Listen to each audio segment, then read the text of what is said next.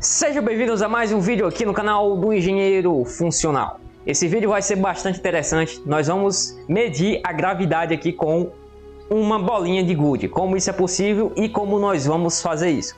Nós vamos fazer o seguinte, nós vamos transformar essa bolinha de gude aqui em um pêndulo. E para isso, para transformar essa bolinha de gude em um pêndulo, nós vamos precisar de alguns utensílios. Vamos precisar aqui de uma sacola, vamos precisar também de um barbante, de uma tesoura e vamos precisar aqui de uma fita métrica, né? Você pode usar uma régua ou então algo parecido, para que você possa medir o comprimento e você cortar o cordão de acordo com as especificações. Para fazer o pêndulo, nós vamos pegar a bolinha de gude, vamos colocar ela dentro da sacola, vamos apertar ela bem e depois nós vamos amarrar ela com um cordão. Depois é só parar ali a sacola, aparar ali a ponta do cordão e com isso nós temos um pêndulo formado pelo cordão e pela bolinha de gude.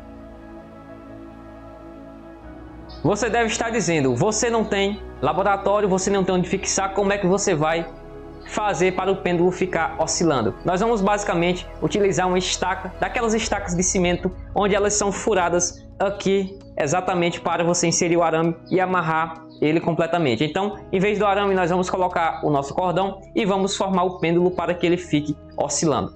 E depois dessa parte experimental, agora nós vamos coletar todos os dados. Os nossos dados, eles vão ser divididos aqui em duas partes. O primeiro dado será o comprimento do fio que nós vamos colocar para oscilar o pêndulo. O segundo dado será o tempo de oscilação, ou seja, o tempo onde a bolinha vai para um lado e depois volta para o mesmo lugar. Esse será o tempo de oscilação. Para isso, nós vamos utilizar alguns comprimentos do fio. Nós vamos pegar e vamos utilizar 80 centímetros, 65 centímetros, 50 centímetros, 35 centímetros e depois 20 centímetros. E com isso nós vamos medir as oscilações de ida e volta cerca de 5 a 10 vezes para cada um desses comprimentos. Por que nós vamos fazer isso e por que isso é feito dessa forma? Quando nós pegamos e nós fazemos uma série de medidas, nós reduzimos o chamado erro humano, porque como todos sabem, humanos eles são factíveis a erro. Então, enquanto, por exemplo, aqui eu solto e a bolinha vai e depois a bolinha volta, às vezes a pessoa que está marcando ali no cronômetro, ela marca antes ou marca depois, ou então eu solto antes ou então eu solto depois, e assim, quando você repete o processo várias vezes, você acaba reduzindo um pouco desse erro chamado de erro humano. De acordo com esses dados experimentais, nós vamos montar aqui um gráfico aqui de uma função potência. Nesse nosso gráfico, a componente Y dele vai ser basicamente o comprimento aqui do fio e a componente X vai ser basicamente o tempo de oscilação. Nós temos que nos atentar a isso e o comprimento do fio nós temos que trabalhar ele também em metros, porque se não trabalhar em metros, no final o resultado vai ficar um pouco absurdo. Então, sem mais delongas, vamos ao cálculo. Depois de fazer o processo experimental em campo, nós temos que organizar todos os dados em uma tabela. Como podemos ver, eu organizei aqui em uma tabela no Excel. Nós temos aqui todas as nossas respectivas medidas. Aqui nós temos o L, que é o comprimento do fio, que aqui nós temos o comprimento que nós utilizamos, 80, 65, 50, 35 e 20 centímetros. E nós temos aqui o tempo médio. Vocês lembram que quando nós medimos anteriormente, nós pegamos e nós calculamos diversos tempos. Nós fizemos isso para que por meio de uma média simples, nós pudéssemos reduzir os erros inerentes ao fator humano. Então, por isso que nós pegamos e nós colocamos aqui a média, ou seja, para 80 centímetros nós tivemos um tempo de oscilação médio de 1,795. Para 65 nós tivemos como tempo médio 1,628 segundos e assim sucessivamente. De acordo com esses dados aqui da tabela, nós iremos plotar esses dados aqui em um gráfico e descobrir um coeficientezinho de inclinação. Eu vou demonstrar como se deduz a fórmula, vou demonstrar como é realizado todo o processo de tratamento dos dados. Então, vamos lá. Vocês lembram que eu amarrei o pêndulo exatamente assim, dessa forma, e soltei ele para ele oscilar exatamente assim, indo e voltando. Esse movimento aqui de oscilação, nós temos algumas componentes importantes. Nós temos aqui esse θ, que ele vai ser esse ângulo aqui, e esse ângulo θ, ele tem que ser medido aqui em radianos, ou seja, o ângulo θ aqui em radianos, ele é igual ao comprimento aqui, ou seja, esse valor de x aqui, dividido aqui por L, ou seja, pelo comprimento aqui do fio, ou seja, o nosso valor aqui do nosso ângulo é igual ao valor de θ dividido aqui por L. E ainda com base nessa demonstração, nós podemos montar aqui o que é chamado de diagrama de corpo livre. Esse diagrama aqui de corpo livre, ele funciona basicamente para nós encontrarmos equações das quais nós podemos trabalhar e encontrar os valores que nós desejamos. Para entender que esse diagrama aqui de corpo livre, é interessante nós pegarmos e nós entendermos as relações trigonométricas aqui do triângulo retângulo. Nós temos aqui algumas relações. Aqui nós temos aqui o ângulo θ, nós temos aqui a hipotenusa, nós temos aqui o cateto oposto e aqui nós temos o cateto adjacente. Se nós pegarmos aqui o seno de θ, o seno de θ é igual ao cateto oposto sobre a hipotenusa. Se nós pegarmos aqui o cosseno de θ, ele vai ser igual ao cateto adjacente aqui sobre a hipotenusa. Eu vou deixar só o seno e cosseno, pois nós só iremos trabalhar aqui com seno e cosseno. Então, com base nisso, nós podemos montar esse diagrama aqui de corpo livre dessa forma. Nós temos aqui, nesse gráfico, as componentes x aqui e a componente y aqui, ou seja, nós temos aqui esse plano cartesiano. E com base nisso nós pegamos e nós jogamos o pêndulo aqui dentro. Como aqui esse pêndulo aqui ele está oscilando e ele está oscilando aqui com relação ao ângulo θ, nós temos que decompor as forças aqui com relação a x e com relação a y. Então, de acordo aqui com o nosso triângulo retângulo, nós vamos ter o seguinte, nós vamos ter que esse ângulo aqui de θ, que é esse ângulo aqui, nós iremos ter esse valor aqui, que vai ser o valor da nossa hipotenusa, ou seja, esse valor aqui de H, que ele chamou aqui de mg, ou seja, F é igual a mg, que é igual a força, é igual a massa vezes a gravidade. Ou seja, no lugar aqui do nosso H, nós temos o nosso mg. E o nosso cateto oposto, então o cateto adjacente, vai ser que o cateto oposto vai ser aqui a nossa componente x. E o cateto adjacente aqui vai ser a nossa componente aqui y. No final das contas, nós vamos ter o seguinte, que o nosso valor aqui de x, ou seja, o x aqui que é o nosso cateto oposto, x vai ser igual ao seno de θ vezes o valor da hipotenusa, que a hipotenusa a gente viu aqui, que a hipotenusa é igual a mg, ou seja, vai ficar mg vezes o seno de θ. E depois o valor de y aqui, decompondo aqui com relação a y, vai ser igual a mesma coisa, o mg aqui, que é o valor da hipotenusa, vezes o cosseno de θ. Então, quando formos decompor aqui as forças, nós vamos basicamente olhar aqui o que for o cateto oposto, nós colocamos aqui seno, e o que for o cateto adjacente, nós colocamos aqui o cosseno. E aqui nós multiplicamos aqui pelas hipotenusas. E com isso, nós conseguimos decompor e formar aqui esse diagrama aqui de corpo livre.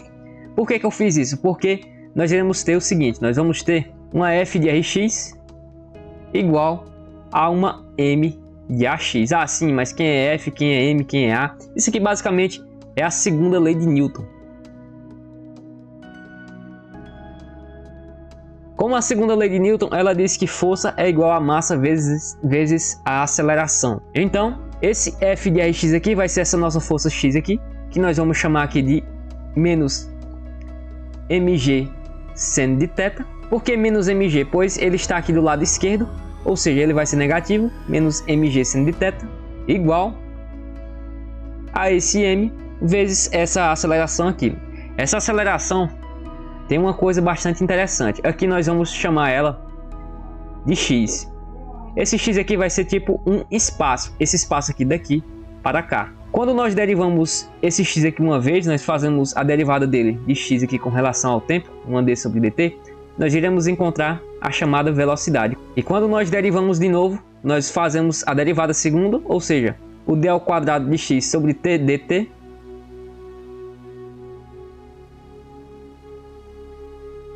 ou seja, o ax aqui vai ser d ao quadrado de x sobre dt. Mas vocês lembram que esse valor de x aqui que nós determinamos anteriormente, ele é igual ao valor de θL. E esse L aqui, ele vai ser uma constante, então ele vai cair para fora. Então, nós vamos anular aqui esse M aqui, que está desse lado aqui com esse M, pois eles estão multiplicando. E nós vamos ficar somente com o menos G seno de θ igual a L vezes o d ao quadrado aqui de θ sobre dt. Vamos só passar aqui para a próxima página.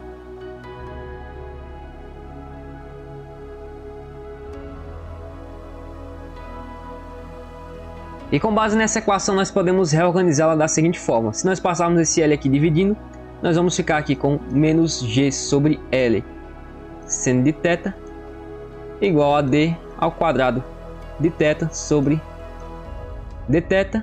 E se nós passarmos isso aqui para o outro lado, nós vamos ter o seguinte, nós vamos ter esse d ao quadrado aqui de θ sobre dt mais g sobre L seno de θ, ele vai ser igual a zero. E com base nisso, nós vamos ter uma equação diferencial. E para resolver ela, você vai envolver alguns métodos bastante complexos. Então, eu não vou explicar exatamente como faz essa equação. Eu vou colocar aqui o resultado direto e vocês se liguem nos próximos passos.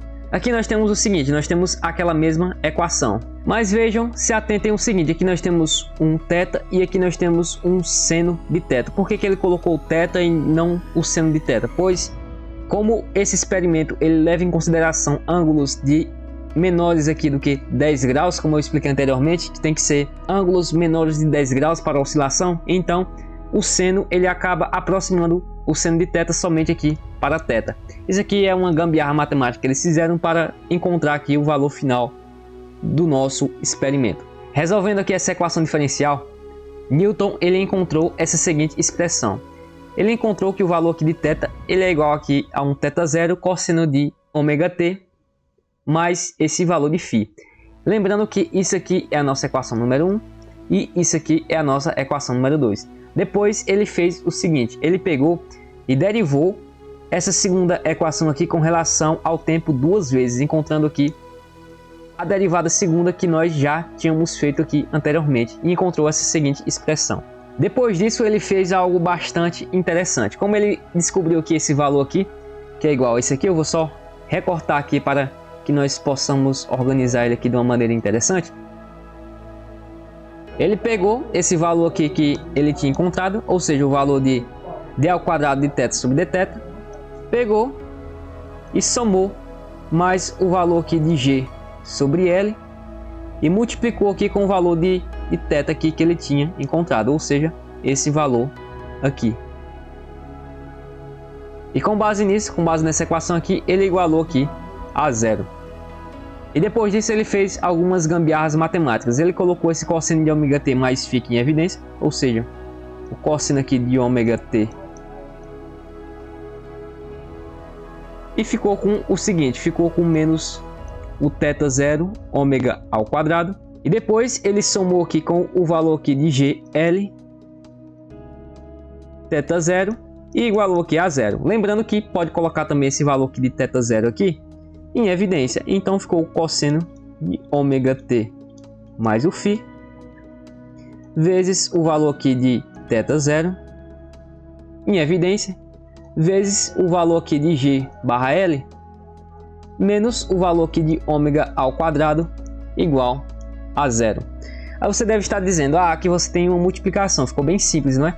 Pois quando você multiplica, aqui nós temos multiplicações, quando você multiplica alguma coisa por outra, como por exemplo x vezes y igual a zero, um desses termos aqui ele tem que ser igual a zero para zerar a equação. Então vejam a sacada que Newton teve. Ele pegou e ele verificou que tem essa expressão aqui, g barra L menos ômega ao quadrado aqui de t, e se você igualar ela a zero, você consegue encontrar aqui basicamente a gravidade. Pois você tem um g aqui de gravidade, tem o L e tem essa frequência angular aqui que também nós sabemos. Eu vou passar para a próxima página e vou demonstrar como ele pegou e isolou aqui esses termos. Ele pegou aqui o g barra L menos o ômega ao quadrado igualou a zero.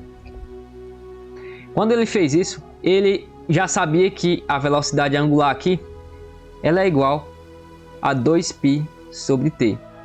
Isso aqui vem lá da física, foi determinado aqui experimentalmente e nós temos exatamente isso, 2π dividido pelo t. O t aqui ele é basicamente o período aqui de oscilação. Quando ele substitui aqui dentro, ele vai ter o seguinte: se nós passarmos aqui o W aqui para o outro lado, ele vai passar aqui positivo. Vamos só organizar essa equação aqui de outra forma.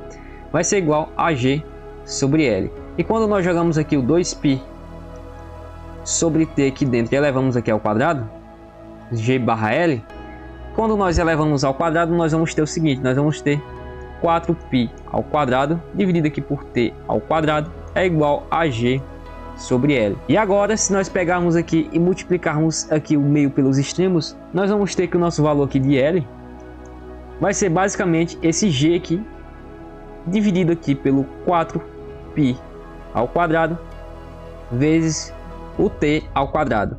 E agora ele reduziu o que antes era uma equação diferencial aqui bem grande em basicamente termos que nós conhecemos. Esse L aqui é o comprimento aqui do nosso fio, o G vai ser a gravidade que nós vamos descobrir e esse T é igual ao tempo de oscilação aqui do nosso experimento. Mas imagine o seguinte: de acordo com os dados que nós obtemos anteriormente, eu até deixei anotado aqui no Excel, nós temos aqui o comprimento do fio, nós temos aqui o tempo e nós temos diferentes valores aqui. Quando você analisa aqui esses dados e você analisa aqui essa fórmula, você percebe o seguinte: se nós colocarmos um valor, por exemplo, aqui de A, ou seja, L igual a A vezes T ao quadrado, onde esse A aqui vai ser igual ao G dividido pelo 4π ao quadrado, você tem que esse valor de A aqui vai ser igual a gravidade dividido por 4π ao quadrado. E com isso, uma equação aqui em uma função potência dependendo somente de L e de T. E com base nisso, como nós temos aqui o valor de L, que é o comprimento do fio, e o T, que é o período de oscilação, nós podemos automaticamente deduzir A. Quando nós deduzimos aqui o valor de A, nós podemos jogar aqui e descobrir aqui o valor da gravidade, que o valor da gravidade vai ser igual a A vezes 4π ao quadrado. Foi basicamente esse cálculo aqui que Newton pensou. E agora nós vamos pegar os dados que nós fizemos anteriormente, vamos plotar lá aquele gráfico e vamos descobrir aqui o valor da gravidade. Para plotar esse gráfico, nós vamos pegar aqui esses valores e vamos fazer um gráfico aqui de L em função aqui de T. O que quer dizer L em função de T? L em função de T quer dizer o seguinte, que o valor de L aqui ele vai ser o valor de Y e o valor de T vai ser o valor aqui de X. Então, para fazer aqui o tratamento dos nossos dados e encontrar aquele valor de A, nós vamos utilizar aqui esse software chamado aqui LabFit. Você pode plotar aqui também num papel de log, que também vai dar valores aqui parecidos para aquele coeficiente lá da reta. Eu utilizo o software pois é mais rápido, mais prático e reduz muito os erros humanos do experimento. Nós vamos aqui em New e nós vamos fazer o seguinte: nós vamos inserir primeiro os valores aqui de X. X aqui nós vimos anteriormente que eles são aqueles nossos segundos, ou seja, o valor aqui de T. Nós vamos pegar aqui 1,795, vamos colocar lá. Eu vou dar um time-lapse aqui no vídeo enquanto eu insiro aqui esses valores para o vídeo aqui não ficar muito longo.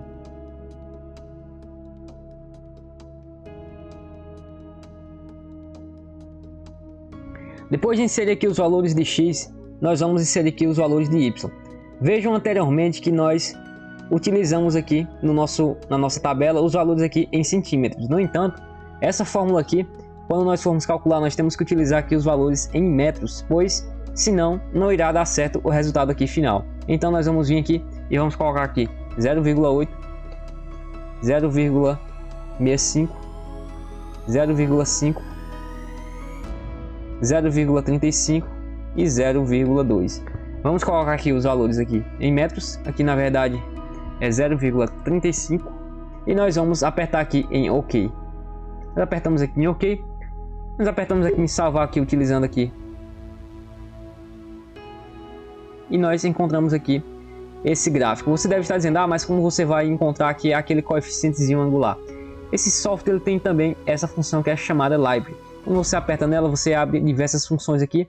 E nós vamos utilizar aqui essa número 10. Y é igual a x ao quadrado, onde o valor de y é igual a L e o valor de x aqui vai ser igual ao nosso T. Quando apertamos aqui OK e nós apertamos aqui OK aqui de novo, nós vamos encontrar aqui os seguintes valores. Vamos apertar aqui em Fit e nós vamos encontrar aqui para o valor de B 1,99, que é bem próximo aqui de 2, esse valor aqui que nós temos aqui na fórmula, e o valor de A que ele dá aqui para o nosso experimento é igual a 0,247884. Nós vamos pegar aqui esse valor de A e nós vamos trabalhar com ele, ou seja, o nosso valor de A do coeficiente angular é igual a 0,247884. Eu peguei aqui algumas casas decimais para o valor que ficar bem próximo. Nós vamos ter que o nosso valor da gravidade vai ser igual a esse valor de A, 0,247884 vezes 4 vezes o valor aqui de π ao quadrado. Com base nisso, você vai encontrar aqui um valor para a gravidade aqui igual a 9,7866. Um valor aqui bem próximo daquele teórico que nós temos, que é igual a 9,81. Lembrando que a unidade de medida disso aqui é igual a metros por segundo ao quadrado. Aqui, metros por segundo ao quadrado. Então, caso você, na sua máxima astúcia e magnificência, quiser calcular aqui o erro relativo que nós fizemos aqui no experimento, o erro relativo vai ser igual ao valor experimental que nós encontramos, menos o valor aqui de referência que nós temos, dividido aqui pelo valor de referência, vezes 100. Quando você faz isso, você vai ter que o seu erro experimental aqui vai ser igual ao valor experimental que a gente encontrou, 9,78. Eu vou aproximar aqui para 9,79 para ficar um valor aqui mais próximo de duas casas decimais, menos o valor de referência, 9,81, dividido aqui por 9,81 vezes 100. Com base nisso, quando você fizer esse cálculo aí, você vai encontrar um erro relativo aqui de exatamente 2%. Vejam como é simplesmente fabuloso esse método. Com base nesse vídeo, você pode ver como a física e a matemática ela é fabulosa. Com apenas uma bolinha de gude e um pêndulo, nós conseguimos encontrar um valor da gravidade com apenas 2% de erro, comparando com o valor real dela, obtido com experimentos mais sofisticados. Se você gostou desse vídeo, eu peço por favor que curta, comente e indique para os amigos. Chegamos ao fim de mais um vídeo aqui no canal do Engenheiro Funcional. Até a próxima!